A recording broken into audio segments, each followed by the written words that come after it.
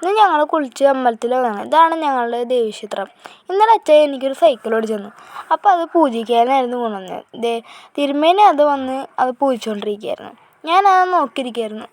അപ്പോൾ ഞാൻ അതിന് മുന്നേ ഞാൻ സൈക്കിള് അമ്പലത്തിൽ ചവിട്ടി വരുന്ന സമയത്ത് ഞാൻ പെട്ടെന്ന് വീണിട്ടോ. ഇന്നലെ എന്ന് വെച്ചാൽ പൂജിച്ച് കഴിഞ്ഞാൽ ദേവി കയറുമ്പോൾ സൈക്കിൾ ചവിട്ടിയാൽ വീഴില്ലല്ലോ. അങ്ങനെ പെട്ടെന്ന് വീണുപോയി. അപ്പോൾ ഞാൻ നോക്കിയിരിക്കുകയായിരുന്നു തിരുമേനി പൂജിക്കണ സമയത്ത്.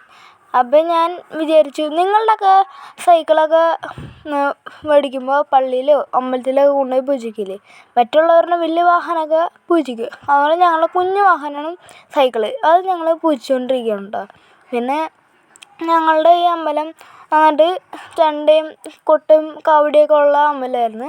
അപ്പോൾ ഞങ്ങൾ എപ്പോഴും വരും കേട്ടോ. ഞങ്ങളുടെ വീടിൻ്റെ അടുത്താണ് ഈ അമ്പലം. അപ്പോൾ ഞങ്ങൾക്ക് കുറച്ച് നടന്നു വന്നാൽ മതി, അപ്പോഴേക്കും അമ്പലത്തിലെത്തും.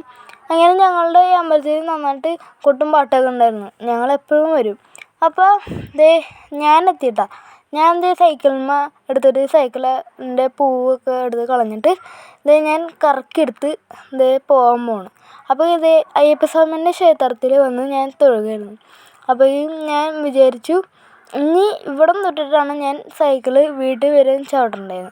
അപ്പോൾ ഞാൻ വിചാരിച്ചു, ഇനി വീട്ടിലല്ലോ എന്ന് വിചാരിച്ചു. അങ്ങനെ ഞാൻ സൈക്കിള് പിടിച്ച് നിൽക്കുകയുണ്ടോ. അതുകൊണ്ട് ഞാൻ കയറി. അപ്പം ഞാൻ ചവിട്ടി പോകണ്ട. ഞാൻ ചവിട്ടി പോകണ്ട.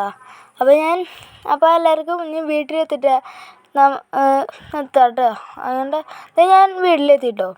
അതുകൊണ്ട് ഞാൻ ബാക്കിയുള്ള ചന്ദനമൊക്കെ ടയറുമേയും എന്താ പറയുക കൊട്ടയിലിട്ട് ഞാൻ ബാക്കി എല്ലായിടത്തും തൊട്ടിട്ട് കഴിഞ്ഞിട്ടുണ്ട്.